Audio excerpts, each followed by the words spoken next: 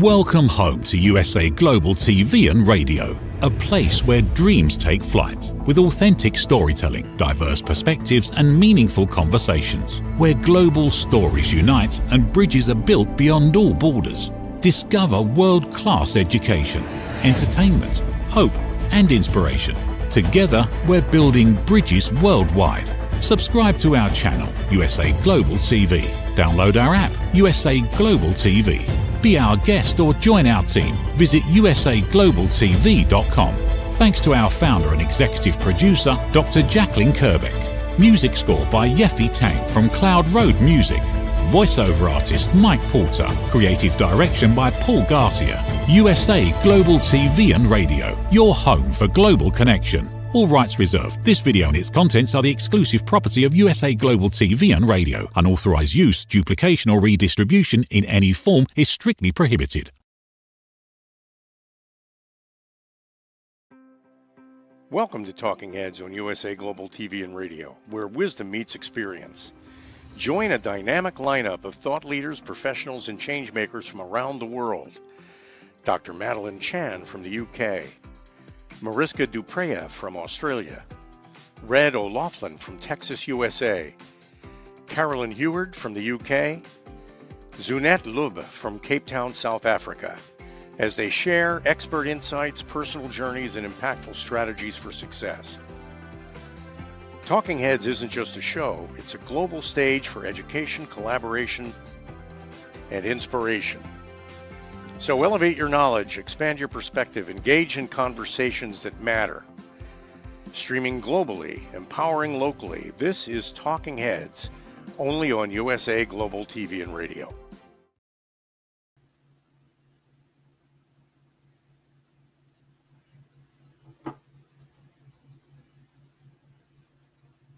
Howdy, all y'all. red.olaughlin here. We're on Talking Heads on the USA Global TV and Radio Network. Fountain of Youth, been sought after for centuries, lots of stories about it. Youth conjures up a certain vision in our head, but is there a way to slow down the aging process? And my topic today is basically talking about how to age, and let's just pick a reasonable number, 10 years. Can I look, feel, and do things as if I'm 10 years younger than I am? So that's where I want to go today. Let me get my slides lined up here and we will get the show on the road. Okay.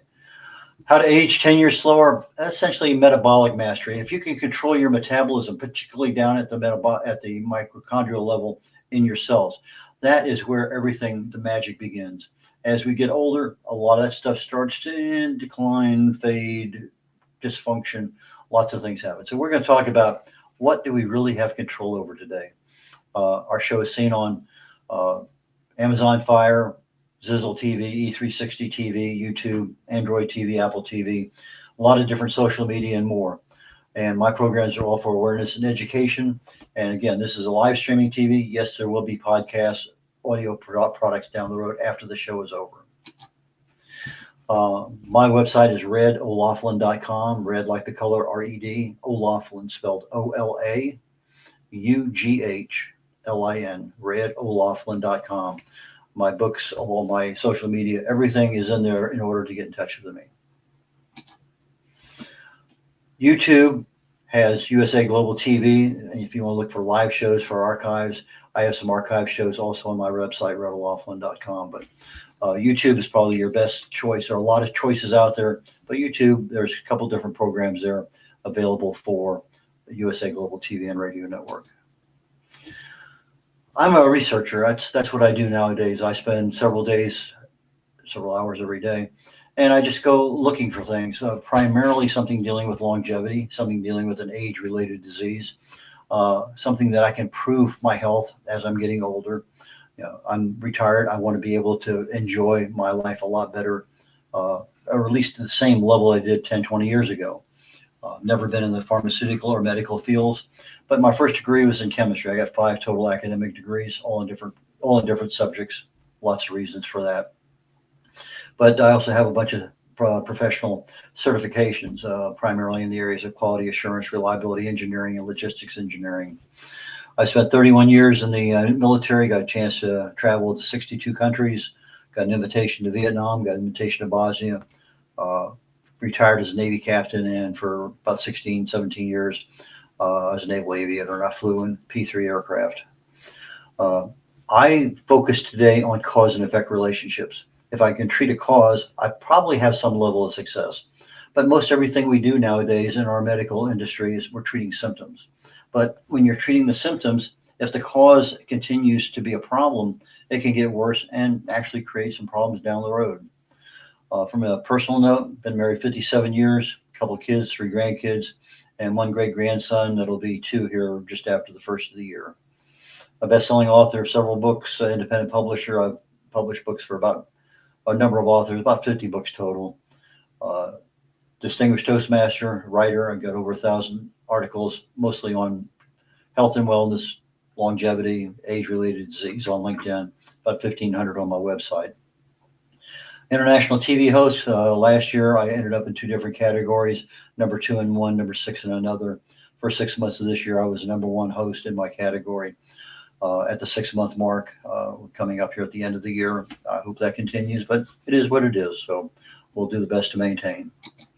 Okay, one of the books I wrote is The Joy of Ageless Health. It talks about the low-level cellular inflammation in the body is the cause of nearly every disease that we see. So if I can do something to address that mutation that occurs at the DNA level due to stress or toxins, radiation, inflammation, diet, even expectations. There's a lot of things going on. So I think that's probably a realistic place to start. And again, this program is for educational purposes only. We think about age and we see people, some they look a lot older than they really are. Some look remarkably a lot younger than they are. Some have lots of money, whether they're celebrities or in other areas where they have the money to devote to it. And even people who have the money to devote to it, they don't always fix that fountain of youth goal that they're looking for. But let's just say, can I take the next 10 years and maybe age 2 of those years instead of 10, maybe 4? But can I slow down my aging process? And I think, I think we actually absolutely can. We do have some level of control over that. After 40 years of age, our overall metabolic efficiency, we're talking about how that cell is operating, the mitochondria, we lose about 8% a year on metabolic efficiency every decade. So if I'm losing, so let's say I'm going from 40 to 80, which I'll be at my next birthday. So that's 32% more. So here's a third of my metabolic efficiency after age 40 is declining. I've already lost a lot of metabolic efficiency getting to 40.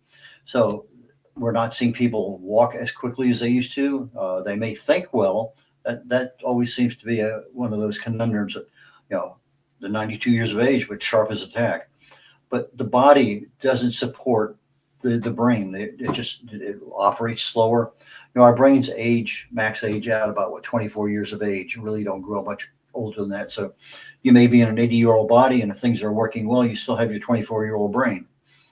But as I mentioned earlier, chronic low-level cellular inflammation is the cause of almost every disease out there. But it's also the cause of our aging. Things just don't operate the way they used to. Why? Because we don't have the same level of support. We're going to get a lot of that here today. So I'm looking at my mitochondria, and I'm looking at the energy they produce.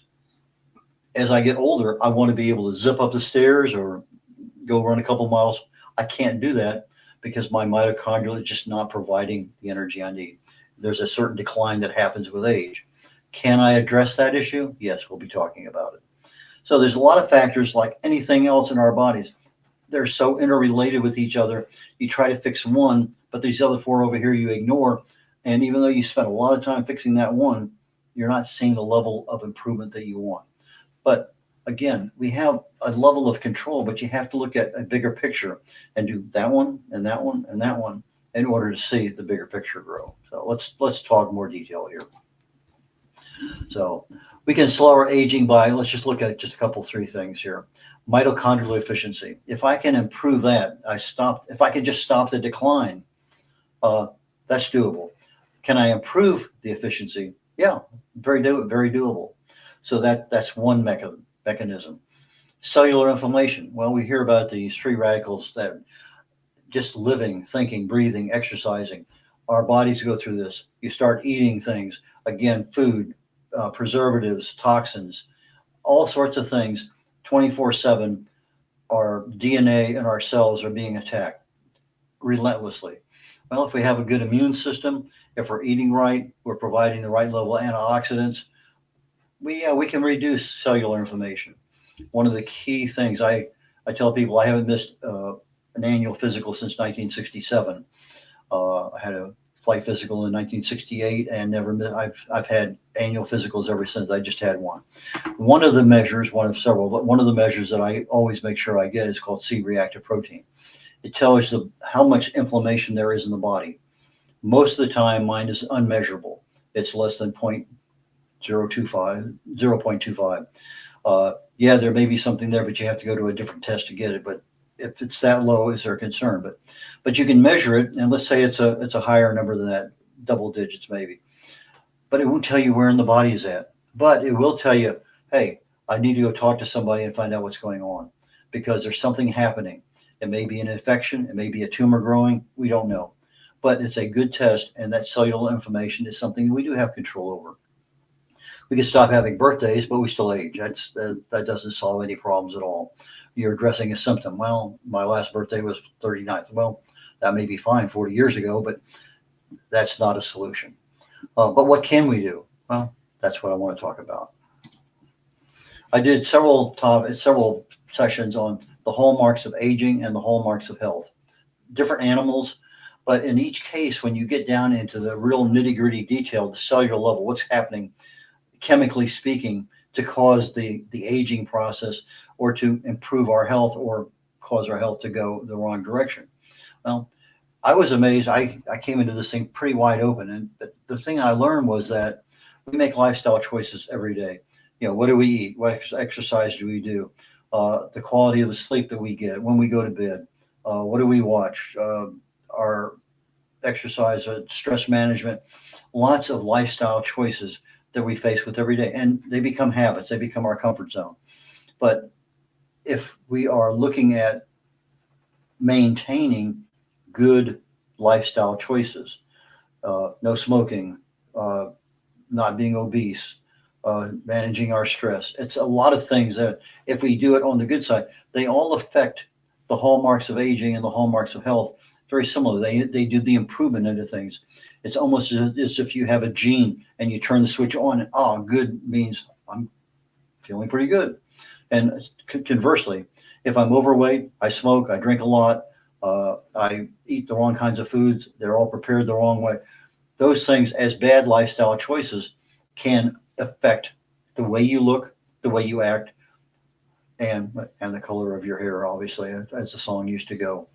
But recent studies have shown that if you really and truly concentrate the good aspects, make good daily lifestyle choices, you can actually start seeing some innovation. People who can look younger.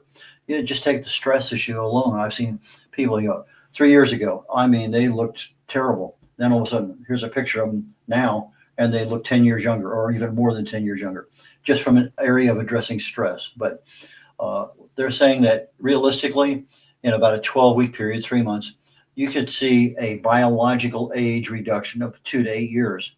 And this can be something that you stand on a machine that's measured. It can be other things, but the biological age is not the same thing as our chronological age, but it's how our bodies actually function. So can you make a change, a daily habit change, a good choice for 90 days? I think it can be done. But with me, I want to know why things happen. You know, just telling me to do something is fine, but I really want to know the why. So it's not what we intend or what we want to do or what we need to do. Yeah, I want to lose 20 pounds. I want this. I want that. It's what we expect. If you take Dr. Morris Massey's book, Psychocybernetics, I wrote a book on it, and he talks about the subconscious mind. And that subconscious mind is controlled about 90, 95 or more % of everything you do every day. But it's mostly controlled with the choices you make. And so when you are at a point where you make a choice because you know it's the right choice to make, but rather than a habit, then that new habit begins with that good choice. So we have to get our mindsets aligned with our goals if we want a healthier life. I can't just go into all you can eat and just load up the plates 2 and 3 times and expect to have a healthier lifestyle. My financial lifestyle might be better, but my healthier lifestyle will not. So I ask you, reframe your expectations. Don't look at something you failed at in the past, because that's the psycho-cybernetics part of our brain. If I failed before, my subconscious mind doesn't want that to happen again. And the more you fail, the more your subconscious mind will sabotage you into doing something and ending up failing again. So let's say that, for years I've wanted to lose weight. Well, that may be a major failing point in your brain. But maybe if you reframe that expectation, I want to look better. I want to be stronger. I want to be more resilient. I want to be more fully functional. There's a lot of things that you've never tried before to align your brain with, and saying, I want to eat to be stronger. I want to eat to be more fully functional. I want to exercise to look better. There are a lot of things. I'm not looking at losing weight, not looking at losing inches of fat. I'm looking at other things. And that is one of the keys to what we're talking about here. I got to get my mind wrapped around everything else and everything in alignment. So what can we control? Well, I mentioned earlier, inflammation. Well, if the inflammation is that excessive and is not able to be controlled by the antioxidants that you're eating or supplementation or your immune system, the next level is oxidative stress. That's where things really start to go haywire in the body. So I go from an inflammatory condition that I'm fighting 24/7. If the inflammation is winning, DNA mutations happen. I start looking at oxidative stress occurring at various places in the body. I start looking at mitochondrial energy decline. I'm looking at metabolic dysfunction, hormonal signaling loss. We get to talk about each one of these things in detail. So over 50, we produce about 40, 50, 60% fewer hormones than we did when we were in our 20s. Fewer peptides, fewer enzymes, a lot of things. I talked about peptides a couple of weeks, 3 weeks, 4 weeks ago, a couple of sessions. And I talked about synthetic peptides and a massive amount of improvement in our bodies, because we're making less, fewer of them are available to go where. But if I'm buying them that are made in a laboratory and they're identical to the peptide my body is making, yeah, they haven't been tested by FDA. That's an issue. But it's one of those things that people are seeing amazing results in energy, weight loss, fitness, all sorts of things. I am not saying go out and buy peptides. Talk to your doctor first about something like that, because many of them are not FDA approved as of yet, because they just haven't done the testing, and that's where it's at. But there's a lot of anecdotal and testimonial evidence out there, and most of the stuff is only sold on a research basis only, and so there's some restrictions. But you can get a lot of stuff online, and so again, don't just go popping into the peptide world without doing your research. We have a lot of sources of inflammation and down the road, oxidative stress if left unchecked. Poor gut health, that's a big one. Eating the wrong kinds of stuff, not getting the right kind of fiber in there, not getting the right kind of flora that's growing. Chronic stress exacerbates it. Stress adds more cortisol, which adds more belly fat. Sleep disruption. If the body doesn't have a chance to repair itself, things are going to go from bad to worse. Pollution, toxins, our poor dietary choices, and the choices we make in preparing the food or buying the food. A sedentary lifestyle. All of these things affect our aging process. Excess visceral fat, that's the fat that's right around our organs, our kidneys, our liver, our pancreas, etc., heart. Smoking, alcohol, injuries, being obese, having a weakened immune system, infections. Lots of things affect our aging. And if we leave them without some level of attention, we are going to look older, feel older, act older than we really are. And fortunately, almost every single one of those are controllable. There's a lot of information out there on anti-inflammatory diets, mainly fruits and vegetables more so than anything else. It keeps your pH in the alkaline range. Lots of things to be said for fruits and vegetables. Balanced nutrition. Nutritional deficiencies run rampant in our country. Take one in particular, B12. If you're deficient in B12 long enough over a period of time, it'll mimic Alzheimer's. It can be fixed pretty easily, but all of a sudden you're getting symptoms of something that was controllable. Caloric restriction in animals, amazing results. They'll take and cut 30-40% of the animal's feed, just not feed it as much as they used to. And all of a sudden they live longer, they look better, they don't have the same kind of diseases that their peers had that had full caloric intake every day. Stress control, probably one of those things that most of us just ignore. There are so many things we can do, just from a simple smile to a laugh to I always say, you reach out and you grab a hold of it and you don't let go. Let it go. There's just so many things that stress does to our bodies that we have control over. We don't realize it. Talked about gut health earlier. We're talking about the right kinds of fiber. We're talking about the probiotics, prebiotics. We're talking about keeping our gut in check so that it can digest what we need and give our bodies the things that it needs. You have some digestive processes going on. It goes through the walls of the small intestines, through your immune system into your bloodstream. You have some things, some people have a problem with gluten, wreaks havoc with that whole process. So depending on what you choose to eat, what you have resistance to, sensitivity to, those are things that are awareness on the gut health. Exercise, they're finding out that one of the best indicators of aging is VO2 max, the volume of your oxygen intake when you're exercising full out. Difficult to measure. I don't think most of us over 50 are even in that category of caring about that. But the one thing we do care about is our appearance. And exercise, primarily strength training, you need the endurance, you need the other things. And as you get older, you need the balance, you need the flexibility. But exercise is turning out more and more, as I'm reading over the last 2 years, seems to be a major push that exercise is much more important than we thought it was. Yes, it's a lifestyle factor. It's something that we make choices of every day. Walking is better than sitting. Running, depending on how long and what shape you're in, and a number of other factors. But one of the guys that I know here in Houston several years ago, he set out personal goal for his own health. He's going to run a mile a day. First day he walked most of it. But long story short, he has about 3,000 days in a row that he has not missed a day of running.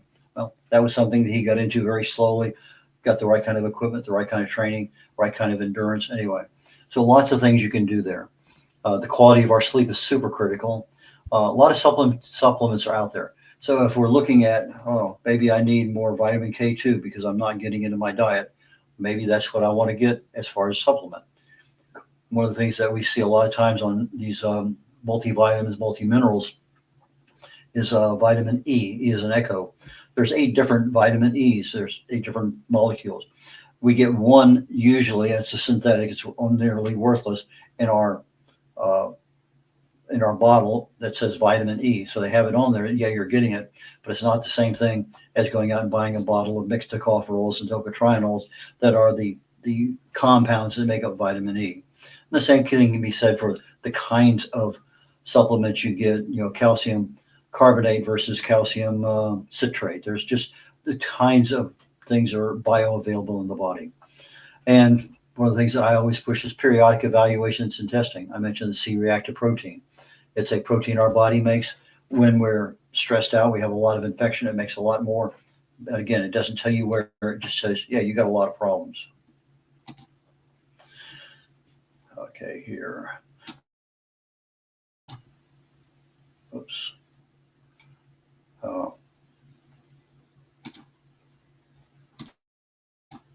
I lost track here. Okay, I'm going to continue on. Let's see, get my slides back up here. Okay, let's see if I get my slides back. I lost them for a second. They'll be back up in a minute. Okay, push that button, see what happens. Okay. There we go. Let me get my slides. Okay. Things happen. Okay, mitochondrial health. We talked about over time, you see a decline in the health of the mitochondria. You'll even see dysfunction toward, you start getting up in the 70s, 80s. Things just don't work well. Well, mitochondrial decline and eventually dysfunction correlates very, very much with our reduced muscle mass. If I have a fairly good muscle mass in my 40s and 50s, and then all of a sudden I'm in my 60s and I haven't done anything. I haven't been to the gym in 15 years. That reduced muscle mass is going to affect the mitochondria in your body, the level of output of energy that it does. It's going to slow our metabolism down. And one of the things from that is you're going to see a lower quality of immunity. The level of immunity is just not as great as it used to be. There are a lot of supplements that can be taken. Urolithin A is one NAD, but you're not taking NAD plus, but there's boosters out there in our NMN. Those are boosters that actually cause our bodies to make more of that. And so there are things out there. CoQ10, there's a couple of different kinds. One's much more bioavailable than the other. Usually you look at the price tag of it says $10 and the other one says 30. The one that's 30 is probably 10 times better than the one that's $10. But the ALA, alpha lipoic acid, magnesium, taurine, all of those are supplements you can buy. They all work well for mitochondrial health. There's a lot of other ones besides that, a lot of B vitamins and things in there too. But one of the things I've noticed here lately is a lot of big push here on methylene blue. Back when I was a chemist, we use it for staining stuff. A lot of biologists use it for staining slides. And it's a blue compound, and it's usually found as a liquid. But you drink it, and all of a sudden, it's like your mitochondria went on some kind of space mission and you're in warp drive because you're 60-80% more production out of your mitochondria. Same mitochondria that's always been there, but now you have a driver with a whip and a chair that's just beating the mitochondria to give you more energy. And some peptides also support that same function. And let me back up for 1 second. I have not tried methylene blue yet. It's one of those things that over the holidays, I'm probably going to. I'm still doing my research on it. But it's going to be very close. It's probably going to be something I'm going to be looking at. And the sooner the better. I'll let everybody know. Most of the time we treat symptoms, not the causes. And if I want to treat the cause, these are the kinds of things I need to be looking at. Intermittent fasting, maybe eating during a 6-hour window a day. Extended fasting. I do a 72-hour fast every month. And what it does is it turns on what's called autophagy. That's when you get cell cleaning, cell recycling. Lots of good things happen with autophagy. But the minute you eat something, all of a sudden autophagy stops. So fasting is one of those super good things to be doing for your body. Caloric restriction. Cut back on 30% of the calories you're taking. It reduces your insulin sensitivity. It reduces inflammation.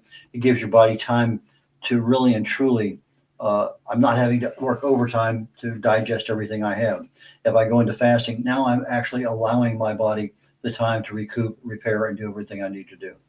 Strength training reverses muscle mass loss. In other words, I want to build up my muscles. No, strength training is one of the few things to do. But you can do strength training just with your body weight. You don't have to go to the gym to do that. You don't have to go out and buy a lot of weights. But you have to go to YouTube. Look at body weight strength training. Lots of things out there that can help you. If you have a problem, talk to your doctor first before you do it. Do you think you know what's going on? You know how you feel? But if you're really truly starting something new, talk to somebody who knows what you're on, what you're doing. Talk to your pharmacist. Sometimes they can be one of the best sources of information. 2 to 3 days of strength training reduces aging biomarkers by about 5 years. And that's just in a matter of about 3 or 4 months. It doesn't take a whole long time. All exercise is critical for aging. So as I'm getting older, I need balance, I need flexibility, I need strength, I need endurance, I need a lot of things. But the one that really and truly drives the aging process is the strength training. It boosts mitochondrial density. In other words, as I'm exercising, I'm actually causing my cells to create more mitochondria. So if I have more of them and they're making less, well, I have more overall. So the density of mitochondria is also super critical. Our food choices, our preparations. If I'm cooking, frying everything, maybe I need to cut back and just bake. And the choices of the foods I have, if they come in boxes and cans and jars, maybe that's not the best choice. But again, we're looking at foods that are anti-inflammatory. And in most cases, it's going to be your fruits and vegetables. Optimize your sleep quality. Manage your stress. Regulate the stress on a regular basis. Don't just say, well, I had a bad day today. I need to do some deep breathing or what. whether you feel it or not, the stress is there. Just do it. Our bodies can switch between burning glucose, which is our normal mode because of the foods we choose to eat, and burning fat. You've heard of the ketogenic diet. It's mostly protein and fat, very little, if any, carbs. Well, you get on that, people lose 10, 20, 30 pounds pretty easily because they're burning fat, mostly around their gut, because that's where the excess fat is stored. So if I want to lose weight, lose inches, why not focus on that kind of diet? Minimize my carbs, maximize my proteins and fat. That's good, but there are risks associated with that. I've talked about this before. I was on Atkins diet for 6 years. I lost 7 to 8 inches in my waist, lots of pounds, and for years I was happy. But I used to be able to go out and run 6, 8 miles easily without even thinking about it. I could make 2 miles because I was out of gas. Just absolutely could not even. I had to walk back to the starting line. Why? Because I didn't have the glycogen stores. But more critically is the fact that I was leaching calcium from my bones into my bloodstream to maintain a proper pH, which caused me to become osteopenia, which surprised me completely. So there's lots of things that you do. If you're going to make a choice, do the research, find out what's good, what's bad, what should you be aware of. And again, talk to your doctor. Most of them understand, but if you start getting into the area of nutrition and things, you really probably need to talk to a nutritionist who understands that level of uniqueness in that area. But if you don't burn your fat, what are you up to? Well, weight gain, fatigue, brain fog, lots of things happen. Overall, our metabolism slows by, after 40 years of age, primarily due to our muscle mass. We are losing it because we're, use it or lose it. Well, we're not using it, we're losing it. And then when that happens, insulin resistance goes up, and just a nasty scenario all the way around.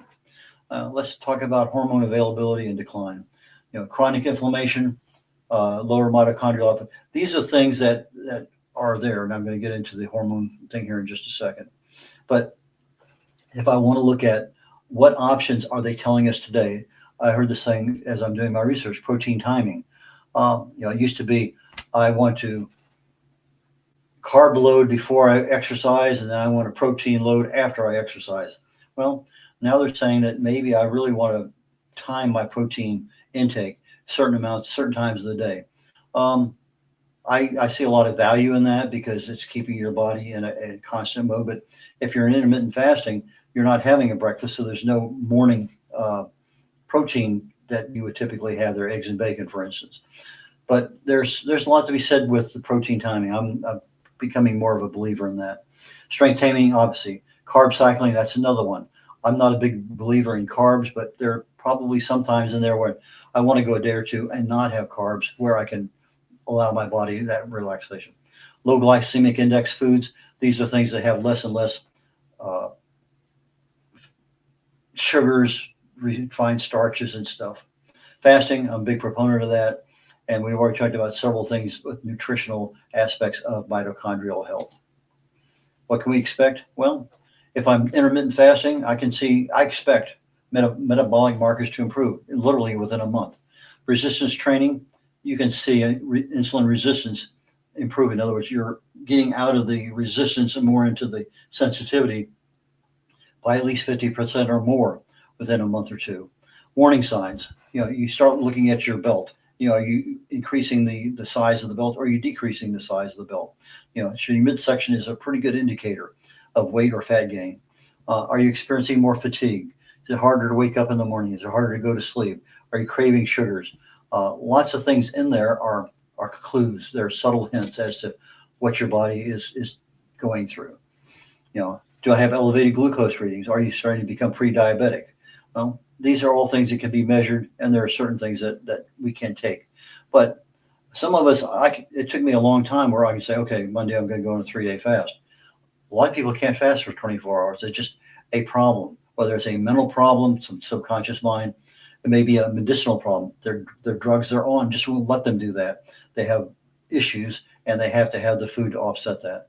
But there are some fairly easy fixes that can go along, assuming you get the clearance from your doctor. If you're on any kind of med that will be interfered with fasting. But if I want to replace any evening carbs I have with protein, that's an easy fix. If I want to walk more, particularly after eating, let's say that, okay, I'm having my late afternoon meal, 4 o'clock, 5 o'clock, and I want to get out and walk around the block a couple times. Combine the walking after the eating. Make sure you're hydrated. A lot of us people they don't drink water, and as a result, they're dehydrated and never know it. We've already talked about some of the nutrients, but magnesium, your B vitamins, L-carnitine, these are all good for the mitochondria. Hormone signaling loss, that's where I thought I was at a minute ago, but I wasn't. Anyway, it's a hallmark of aging. We see declines in the sex hormones, human growth hormone, melatonin, DHEA, thyroid, many of them. And this all happens, we talked about earlier, 40, 70, 60% happen after the age of 40. We're just losing it because our body's not making it. Well, then you're not making as much as you used to. It's affecting your metabolic health. It's affecting muscle loss. It's affecting bone issues. It affects your immune system. It affects your cognitive issues. It affects your sleep. All these hormones, and again, they're all intermixed. So you fix one by really concentrating on improving my melatonin. Okay, I got one, but I have 6 others that I need to get into the corral. So one fix isn't going to take care of all of them, but there are a lot of things I can do. It comes back to that lifestyle choice. My exercise, my stress management, my sleep, my diet, all of those things, if I'm on the positive side of doing the right things, they bring those hormones back into balance. You may still be down 20 or 30%, but not 40 to 60%. And so you're ending up with more of the available hormone. Supplements support a lot of those various losses. Fasting supports a lot of them. I'm just an absolute fanatic on the fasting aspect of it, particularly with the autophagy that's going on. If you keep your cells clean, you keep your mitochondria happy, that goes a long ways in keeping a good, healthy retirement life. Okay. Fasting raises your human growth hormone significantly. You take a look at human growth hormone, 70-year-olds, maybe 10% of what you used to be as a teenager, or actually as a toddler. But if I fast 24 hours, I have raised my human growth hormone probably 1,000% just from fasting. High intensity exercise is another way of raising it. A lot of ways of raising human growth hormone. But the autophagy cleanses my cells, it recycles my cells, it protects against neurodegenerative disease, the Alzheimer's and other kinds of dementia. A lot of very protective things going on there. Fasting, from what they've seen so far, again with the caloric restriction, extends the lifespan, health span. You're looking at two different things. Lifespan is the actual age versus what I'm feeling like in good health. Two different animals, but very much related. Hang on one second here.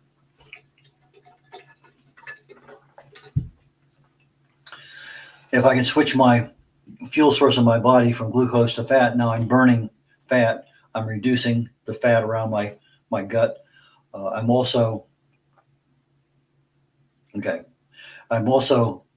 in a regenerative system where my stem cells are increasing. So my conclusion: optimize your mitochondrial, increase your cellular energy, reduce inflammation, increase your muscle mass, fasting, caloric restriction, balanced nutrition, manage your stress, and get good quality sleep.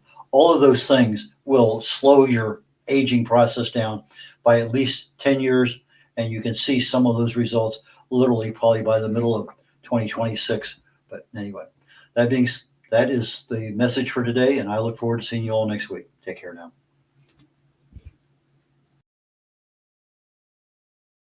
Thank you, viewers and listeners of USA Global TV and Radio, for joining us today. We're honoured to have your time and attention as part of our global community.